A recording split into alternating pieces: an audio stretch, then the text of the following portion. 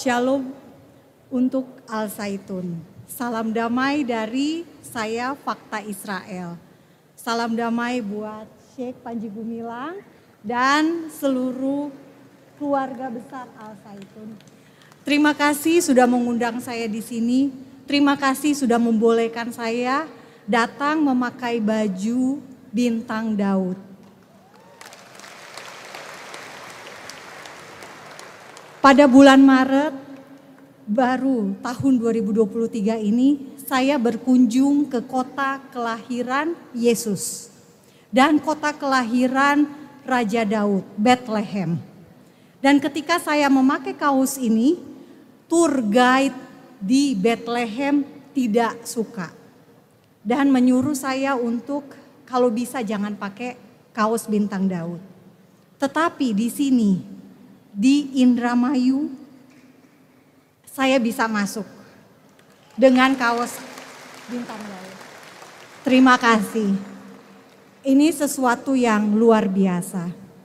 Dan izinkan saya menyampaikan dalam YouTube saya, YouTube Fakta Israel, saya selalu mengucapkan ada kata-kata sebelum akhir ada pesan yang ingin saya sampaikan yakni damai selalu baik. Berdamai pasti baik. Dan damai dimulai dari diri sendiri. Dan ternyata saya menemukan damai dimulai dari Al-Zaitun. Tepuk tangan buat Anda semua. Damai dimulai dari Al-Zaitun untuk Indonesia yang lebih baik dan lebih damai.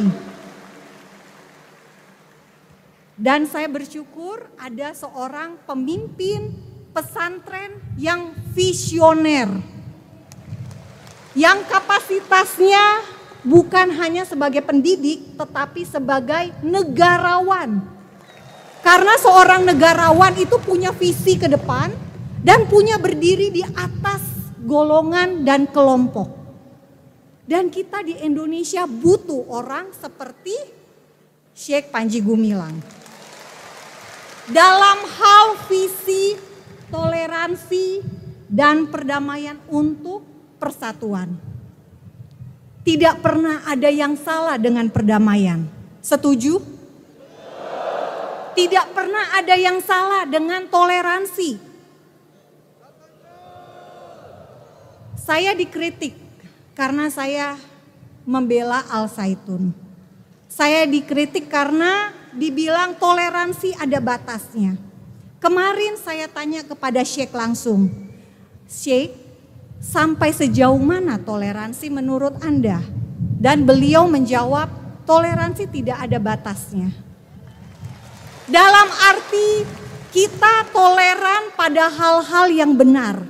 Kita toleran pada hal-hal yang membawa damai. Kita toleransi pada hal-hal untuk kebaikan semua. Kita tidak toleran pada hal-hal kekerasan. Kita tidak toleran pada hal-hal yang radikal. Betul tidak, Bapak Ibu? Dan saya menemukan di sini ada ajaran untuk menghapus diskriminasi. Saya menemukan monumen yang tulisannya adalah tentang toleransi dan perdamaian. Dan saya bersyukur untuk hal ini. Dan saya sebagai umat non-muslim, saya betapa bangga. Karena yang berbicara untuk membuka hubungan diplomatik antara Israel dan Indonesia, datangnya bukan dari kami orang Kristen. Datangnya bukan dari hamba Tuhan, bukan pendeta, bukan gereja, tapi dari orang Muslim. Luar biasa. Kami umat Kristen tiap hari baca Alkitab. Kami tahu tentang Tuhan Israel. Kami tahu tentang Allah Abraham, Allah Ishak, Allah Yakub. Tapi kami umat Kristen terlalu takut untuk berbicara mendukung hubungan Israel dan Indonesia. Tujuan untuk ada hubungan ini untuk apa? Untuk mendamaikan Israel dan Palestina. Tetapi suara itu justru muncul dari tempat ini. Bisa dibayangkan luar biasanya Tuhan bisa memakai siapa saja untuk visi perdamaian. Karena di dalam Alkitab tertulis, Tuhanlah yang membuat damai. Manusia mengupayakan perdamaian, tetapi keputusan akhir ada di tangan Tuhan. Kita berupaya. Syekh Panji Gumilang sudah bersuara. Dan Bapak Ibu izinkan saya memberitahukan ada satu tokoh di Alkitab bernama Kores. Kores adalah Raja Persia. Raja Persia ini sudah dinubuatkan untuk akan muncul seorang raja. Dinubuatkan oleh Nabi Yesaya 150 tahun sebelum Kores lahir. Bahwa inilah orang yang dipilih Tuhan meskipun dia tidak mengenal Allah Israel. Tidak mengenal Elohim Israel. Tetapi dia dipilih untuk memulangkan bangsa Israel kembali ke Yerusalem. Dan Kores memberikan dana untuk membangun bait suci Yahudi di Yerusalem.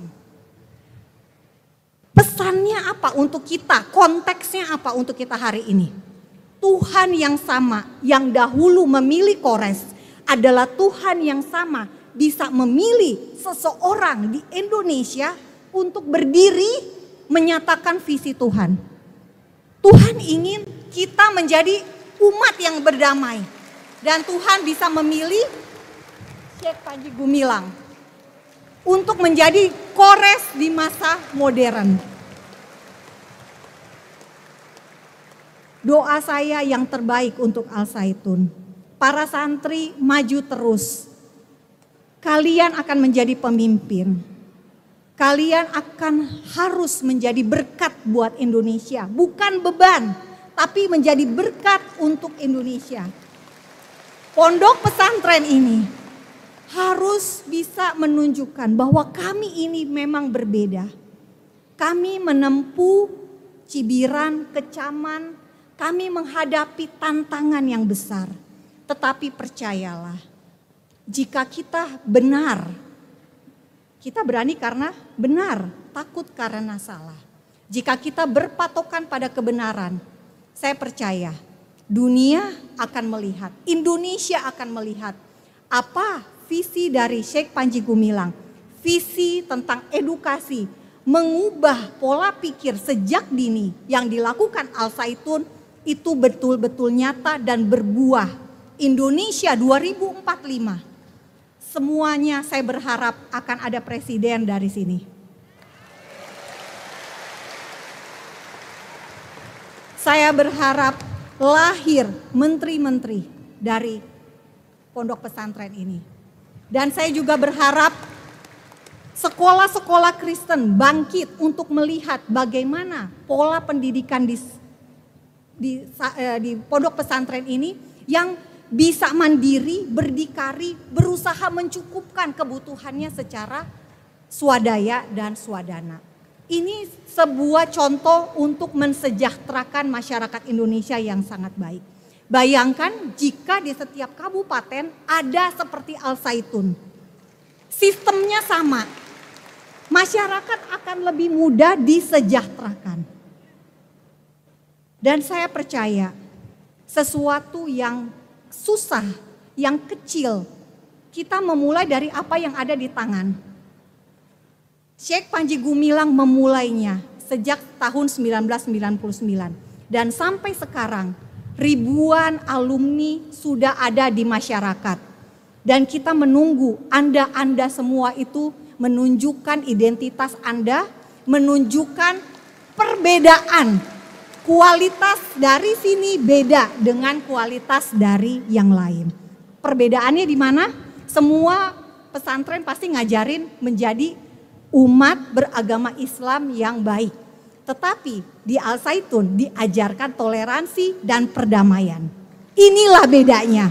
Jadi tepuk tangan buat Anda semua dan saya berterima kasih untuk itu. Salam damai dari saya, dari Fakta Israel. Tuhan memberkati Anda. Allah Abraham, Allah Ishak, Allah Yakub memberkati Anda semua, memberkati Al-Zaitun dan maju terus Al-Zaitun menjadi membuat Indonesia menjadi lebih baik dan lebih damai. Shalom Alaikum.